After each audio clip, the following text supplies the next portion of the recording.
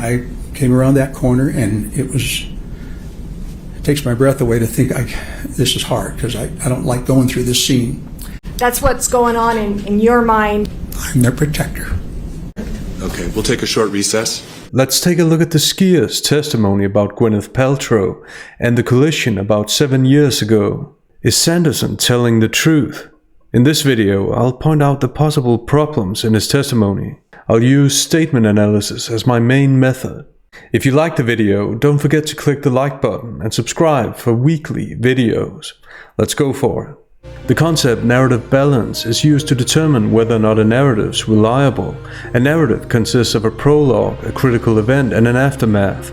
The prologue sets the scene for the critical event, and we expect it to be short. In this phase, we're briefly introduced to time, place, and characters. The critical event is the most important part since it describes the main event, in this case Sanderson's collision with Paltrow. We expect this phase to be detailed and consistent. Thus, it's typically long. The aftermath briefly explains the outcome of the critical event. What happened? Was he taken to a hospital? Which injuries did he suffer, etc.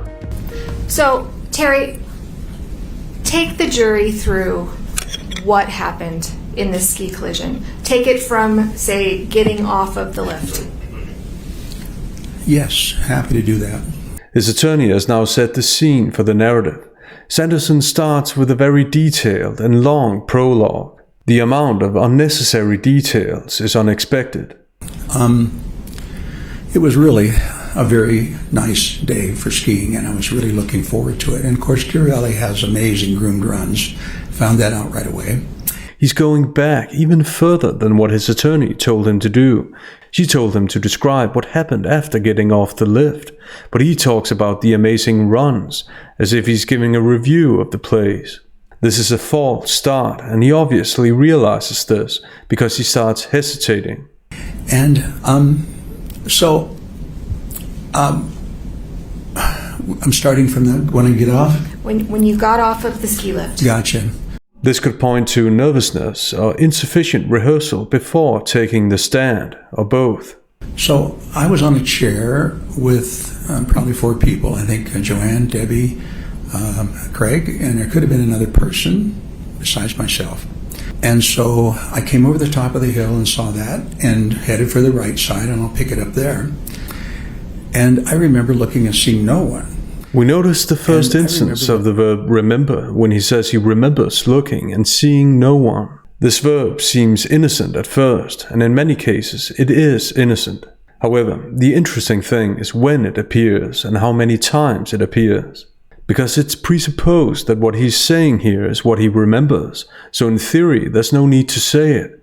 The verb restricts and thus simplifies the subject's memory. Subjects often choose restricted verbs and adverbs when there's doubt or dispute about what took place. So far, we just notice that it's there and wait for it to be repeated.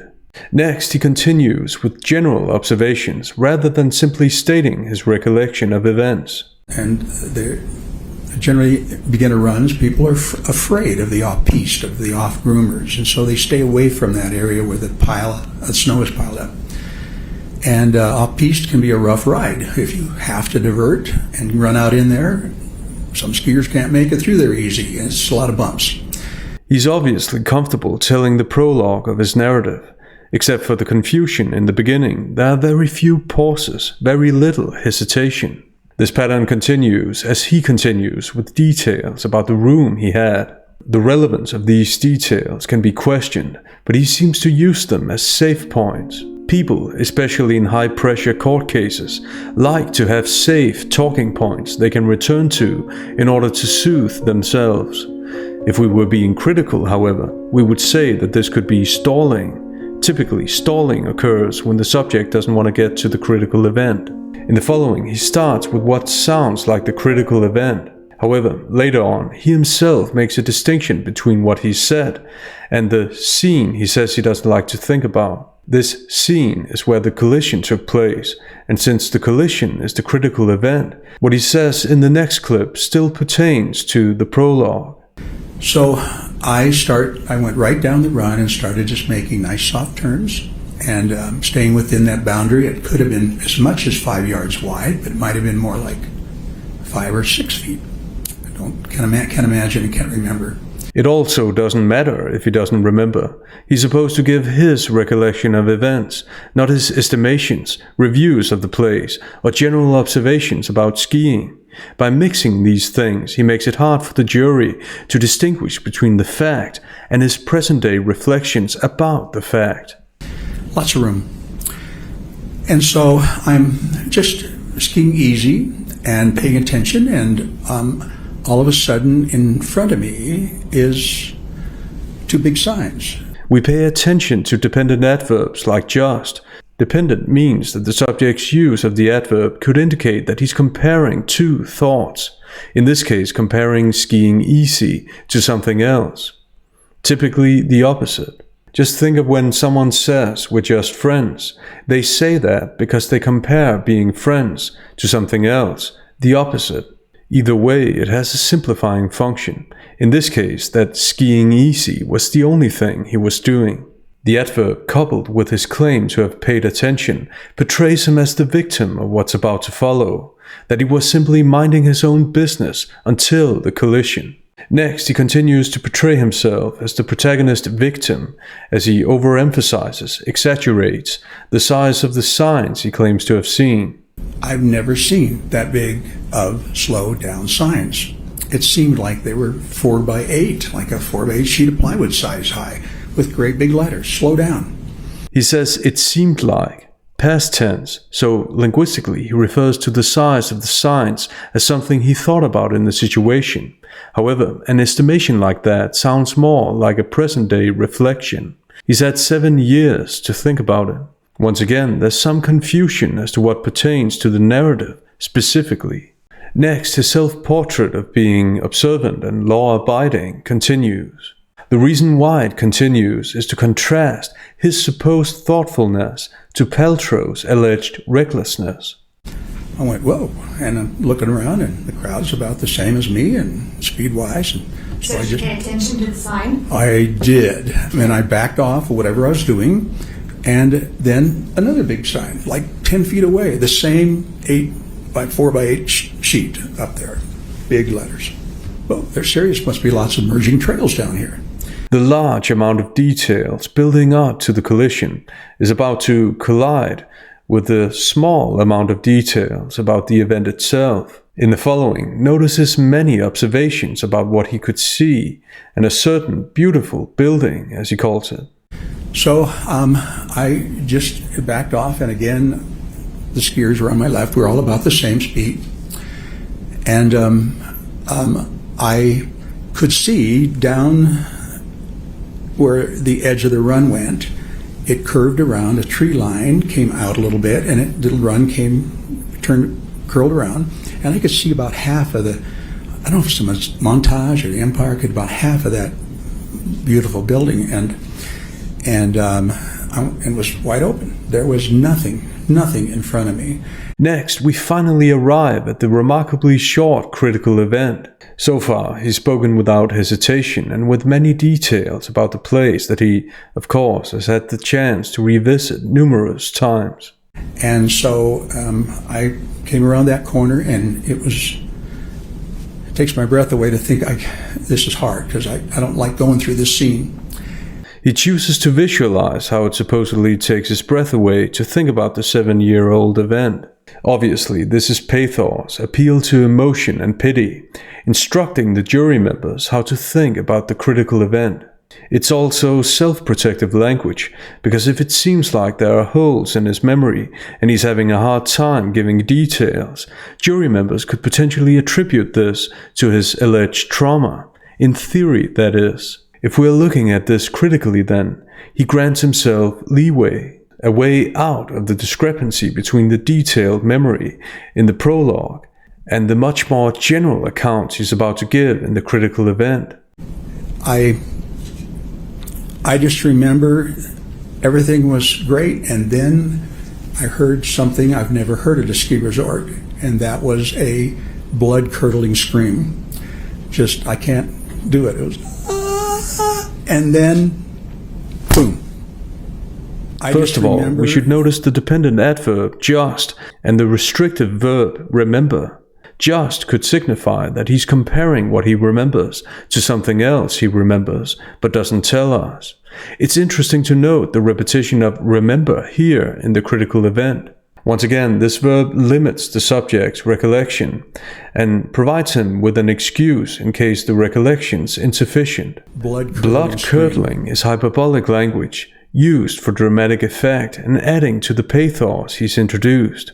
He says he's never heard this kind of scream at a ski resort, which is a strange observation, as we could easily ask the counter question, why would anyone expect to hear a blood-curdling scream at a ski resort?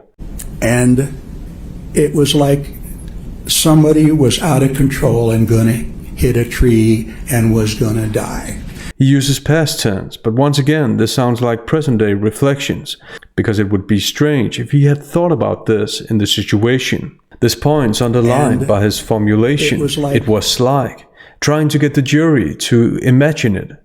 We note that the details from the prologue are gone, and we're left with general characterizations of what happened.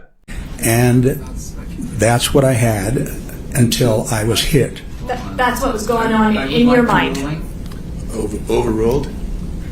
That's what's going on in your mind when you hear that scream. That was instantaneous. Oh my gosh, somebody's out of control. Next, we continue to notice the discrepancy between the details in the prologue and the general characterizations in the critical event. His language changes from certainty to uncertainty. So you hear this scream. Yes. What happens next? You know, I got hit in my back so hard, and I'm right at my shoulder blades, and it felt like, and was perfectly centered, and the fists and the poles were right there at the bottom of my shoulder blades. Serious smack. Never been hit that hard, and I'm flying. I'm absolutely flying. First of all, he says, you know, for the first time. In conversations, you know signifies shared knowledge between two speakers or more. That the other person knows that what you're saying is true, which, of course, isn't always the case. You know indicates that the subject's suddenly aware of the other person or persons in the room for some reason. Here, the term appears at one of the most critical points in his testimony, what actually took place. Thus, he's showing us that he's very much aware of his attorney and aware of being believed. He's not entirely invested in the narrative. The adverb absolutely is unnecessary, meaning that the sentence would work without it. It has a persuasive function. The words, never been hit that hard, also have a persuasive function. It would also be strange if he had. Now, you're not airborne. Well, all I saw was a whole lot of snow, and I didn't see the sky, but I was flying in that sense. I had no control. He starts with which connotes uncertainty. Then he says all I saw, which, exactly like the verb remember, restricts what he remembers and provides him with an excuse. Pauses also creep into his language, and he doesn't sound assertive anymore. He modifies his flying with a hedge in that sense to make his initial assertion about absolutely flying sound right. The adverb absolutely that had an overly persuasive function and thus made him sound unsure. Next, he continues to restrict his memory with the verb remember. And I remember this thinking, okay, you really got to hang on. And then I thought about the crowd on the left, and I thought, I don't know who's wanted over there, and I do not want to get them mixed up in here. And I've heard, Once again, it should be noted that it's quite remarkable if he actually had the time to think about the crowd. It sounds a lot more like a present-day reflection, tailored to make him sound thoughtful and considerate, like the protagonist victim he's portrayed himself as. He continues trying to persuade the jury with the adverb absolutely, and portray himself as the protagonist, almost heroic. I absolutely lurched, with what little I could, off of my skis a little bit more to the right to make sure nobody over here got involved on my left side. Next, we should note two things. His repetition of the formulation "it was like," which signifies present-day reflections, and pronoun shift. And then it was like the ground's coming up, nobody in front of me, just me going to the ground, and you're falling far further than 90 degrees like you fall on a floor. You got that extra, and so it's quite a ways to hit the ground. He shifts to the impersonal pronoun you when describing how he fell. He doesn't say, I was falling, but you're falling. Just enters his language again, allowing for speculations that something else happened, that it wasn't so simple as he wants to make it seem. His high pitch is also worth noting, as we haven't heard it before.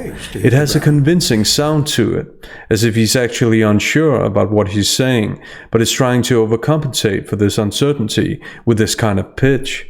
And I just said, okay, you got to protect your face, and your head, and that's the last thing I remember. It didn't happen. I did glance over and saw, just out of the corner of my eye, I could see, not glance over, but I could see somebody going by, and I'm going, okay, they're safe. As I've pointed out multiple times, it's remarkable, to say the least, that he had time to think like this, that he had time to think about the well-being of other people. Also, he started the critical event by saying that he didn't like to think about the scene. His dramatization and body language, though, suggest otherwise. Last thing I remember, everything's black. Did the person... This repetition, everything's black, is part of his dramatization, and again has a persuasive function. This is the very brief aftermath, the outcome of the critical event, the collision. This isn't the only time he's used pathos and dramatization. The following shows a breakdown, presumably. What kind of relationships did you have with your girls before this crash?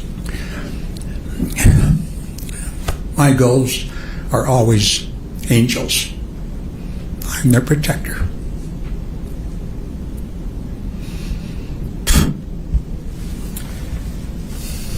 It hurts to see them in that place as their protector. And I said, I'm not sure I'm going to get back to normal again. And I don't want you to feel like that I'm a crippled vet and you're going to stick it out with me, because I know you would. Half a brain or whatever. I know you would. But don't do it. You need your life. You run right now. It's hard to admit that, but it's true. Counselor, would this be a good place to take a break? Sure. Okay, we'll take a short recess.